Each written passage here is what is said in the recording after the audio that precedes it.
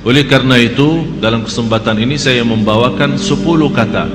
Insya Allah ada positif, ada juga negatif, tapi saya mulai dengan negatifnya, khususnya sama anak kita. Karena dalam pendidikan sangat luar biasa perhatian Islam dalam pendidikan. Islam sangat memperhatikan pendidikan anak kita, sistem pendidikan anak kita, perhatian kepada anak kita. Karena ini semuanya pengaruh. Semuanya pengaruh. Ucapan kita, berlaku kita di hadapan anak kita. 10 kata yang merusakkan perasaan dan hati anak kita. Yang pertama, kita suka mencaci maki anak kita.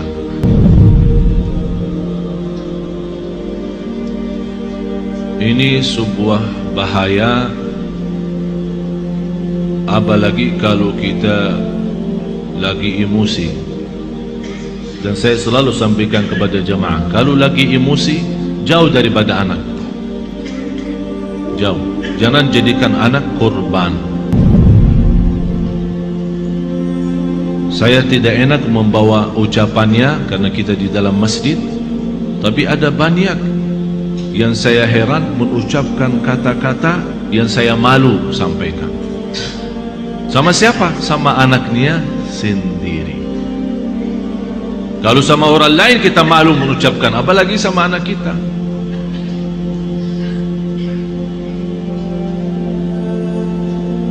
Jadi salah satu kata yang pertama dari 10 adalah caci maki. Yang kedua, kita menghina anak kita.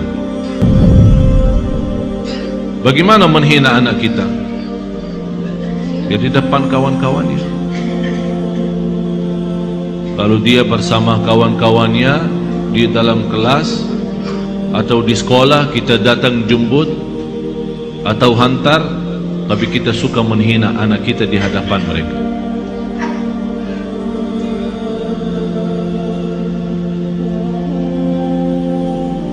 Malah ada yang pernah berkata, saking menghina anaknya, saya heran bagaimana bisa punya anak seperti kamu. Apalagi di depan orang, di depan kawan-kawannya. Bisa di saat itu anak kita tidak nangis, tapi sudah mati rasa. Sudah mati rasa. Akhirnya menjadi hati kecil. Susah kita bina untuk menjadi anak salih salihah karena kita sudah hancur duluan. Sudah kita hancurkan duluan. Itu yang saya selalu sampaikan. Itulah namanya durhaka orang tua kepada anak sebelum anak durhaka kepada orang tua. Atau kalau dia punya saudara banyak, jangan menghina. Kalau ada sebuah berlaku yang tidak bisa kita terima, kita bisa nasihati dengan cara yang baik, bukan di depan orang. Karena itu namanya nasihah, bukan fadihah. Nasihah adalah mengingatkan dengan cara yang baik, tapi fadihah membukakan aibnya di hadapan orang. Alasannya, niat saya menasihatin.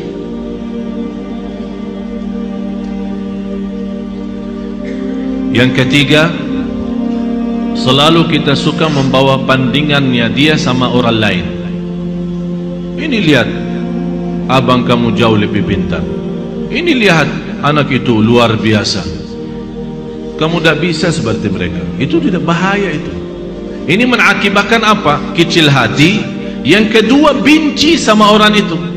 Akan menimbulkan rasa benci. Jadi akan selalu berlawan. Di mana ketemu kalau diajak main tidak mau sama. Karena kenapa? Karena kita selalu bandingkan ini A sama B. Apalagi kalau dia punya adik-adik yang lain. Coba adik kamu, abang kamu, kakak kamu, pintar bacaannya, pintar najinya, pintar salatnya. Kamu apa sih? Ini mohon maaf, ini bukan sering terjadi. Malah saya sendiri mendengar di hadapan saya, ibu yang membawa 3 anak, yang dinyakiti perasaannya satu.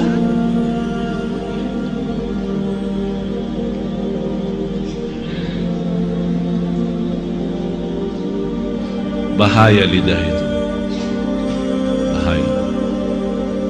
Jadi jangan kita membandingkan anak sama orang lain. Mohon maaf, kita yang dewasa aja, kalau ada orang membandingkan kita sama orang lain, kita tersinggung. Apalagi anak kita. Kita ada yang dewasa yang sudah faham, mengerti, bisa mengerti maksudnya orang, bisa mengerti tujuannya orang, kita bisa tersinggung. Apalagi anak kita. Yang keempat, cinta dengan syarat. Aku cinta kamu, tapi syaratnya begini. Jadi seolah-olah kita tunjukkan kepada anak kita, kalau ibu tidak sayang begini aja, ikhlas dan sayang, tidak cinta ikhlas. Tapi cinta kalau kamu salat. Aku cinta kalau kamu ngaji. Aku cinta kalau kamu diam. Aku cinta kalau kamu tidak nonton TV. Berarti itu namanya cinta dan syarat-syaratnya. Kalau mau cinta ya cinta, tidak usah pakai syarat. Tidak usah pakai syarat-syaratan. Ini anak kita. Mau cinta ya cinta. Cinta yang normal, kasih sayang, yang wajar dan yang wajib bagi kita sebagai orang tua, memberikan kasih sayang dan rasa cinta kepada anak kita. Kalau kita yang tidak menunjukkan rasa cinta kepada anak kita, dia akan lama-lama melarikan diri kepada orang lain. Memang mohon maaf Bapak Ibu, bisa anak kita karena dia kecil tidak mengerti menyampaikan perasaannya, tapi dia mampu menyampaikan perasaannya dari hal berlakunya. Begitu dia melihat seorang yang memberikan perhatian dan kasih sayang, biarpun orang itu bukan keluarganya, orang jauh, begitu dia ketemu orangnya, dia malah lari, belum orang itu. Sepertinya kehilangan rasa sayang di rumahnya. Dan banyak saya perhatiin anak-anak yang datang kepada saya begitu melihat anaknya sambil peluk dan cium saya bilang dalam hati saya, kasihan, kehilangan rasa cinta dan sayang dalam rumahnya. Yang kelima, kita menyampaikan kepada anak kita info-info atau informasi yang salah. Maksudnya apa informasi yang salah? Laki-laki tidak boleh nangis. Siapa yang bilang? Bapak-bapak nangis enggak? Nangis kan? Berarti salah kita berkata sama anak kita, kalau laki-laki tidak boleh nangis. Siapa yang bilang? Biarin dia nangis. Kalau dia nangis, ayo nangis lagi sayang. Bukan laki-laki tidak boleh nangis. Itu membuat apa? Mengakibatkan sakit jiwa. Karena setiap dia mau nangis, dia bertahan. Alasannya informasi yang salah, laki-laki tidak boleh nangis. Akhirnya dia tahan-tahan, menjadi beban, lama-lama sakit jiwa. Betul, ini betul. Jangan dianggap tidak terlalu. Terlalu.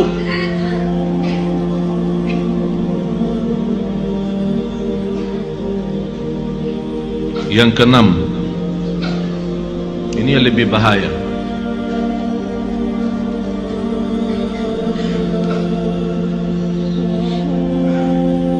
Kita selalu memberikan ancaman. Ayo makan habisin, kalau tidak datang hantu.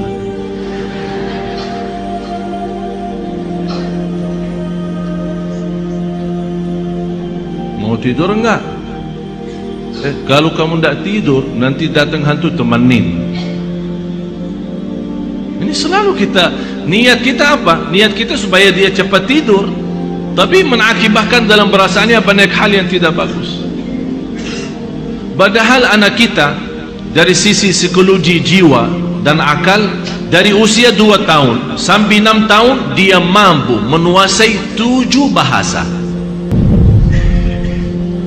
Ini bukan sembarangan. Ini ada orang keahlian psikologi akal dan jiwa membuktikan anak dari usia 2 tahun sampai 7 tahun Kalau diberikan perhatian sepenuhnya, dia mampu dari sisi psikologi, akal dan jiwa, mampu menguasai 7 bahasa.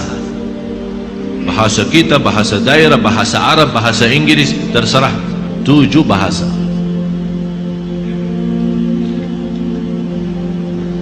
Tapi kenapa kita sia-siakan kesempatan ini yang emas yang luar biasa? Kenapa kita siakan? Yang ketujuh, kita selalu melarang anak kita berlaku sesuatu tapi tanpa sebab. Artinya tanpa menjelaskan kenapa. Tak boleh ini. Dia minta sesuatu, tidak ada. Saya mau ke sana, tidak boleh. Saya tidak ada, diam sini. Jadi kita suka larang, tidak boleh, tidak ada, tidak bisa, tapi kita tambah menjelaskan sebabnya. Kalau anda mau larang, tolong jelasin sebabnya. Tak boleh nonton TV kalau sudah malam, karena nanti mengganggu matamu.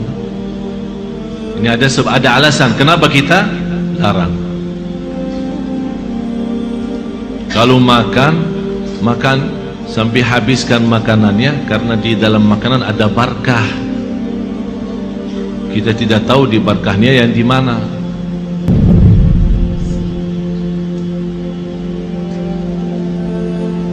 Jangan nonton TV, ayo sana tidur. Ibunya megang remote, teng teng teng.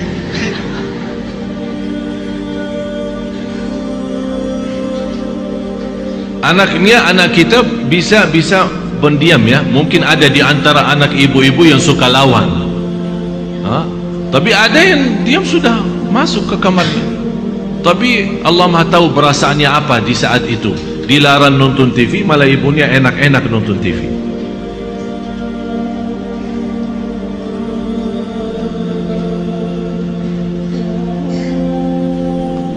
Banyak hal Bapak Ibu yang perlu kita perbaiki. Banyak. Kalau kita memang ingin bukan hanya doa mengharapkan anak saleh salihah, tapi ada contoh baik, ucapan yang baik. Yang ke-8,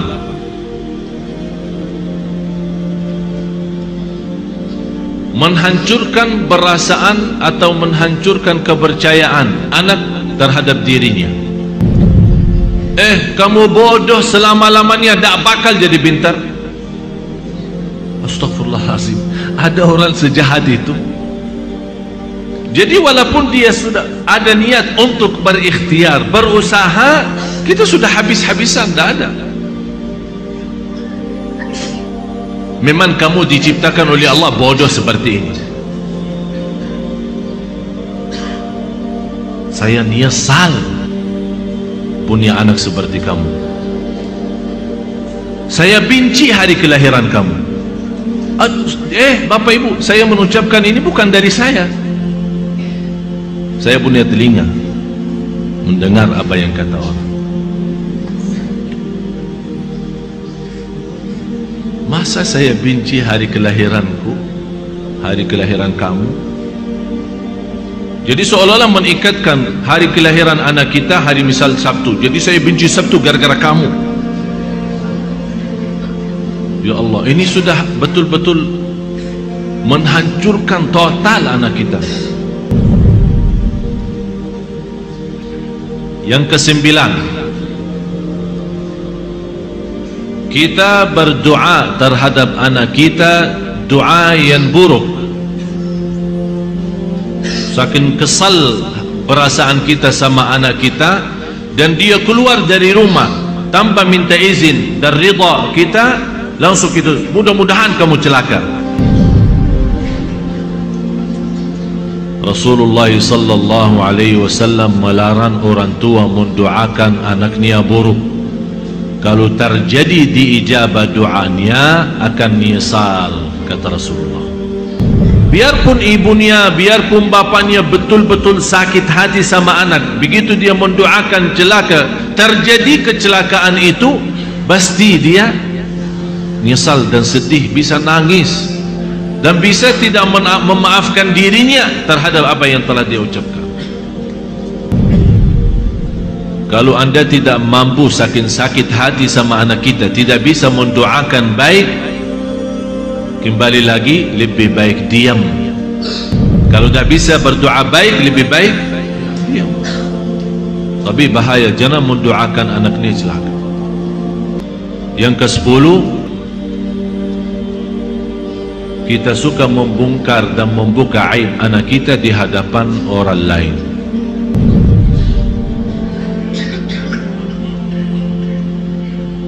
Ini anakku dah ada malunya, kalau tidur suka kencing di atas tempat tidurnya, suka buang air di tempat tidur. Capek aku setiap hari bersihin tempat tidurnya karena bekas kencingnya. Ini kan dicerita sama kawan-kawannya di sekolah. Apa yang akan terjadi? Kawan-kawannya apa? Senang atau gimana? Kesempatan kan? Setiap dia tanda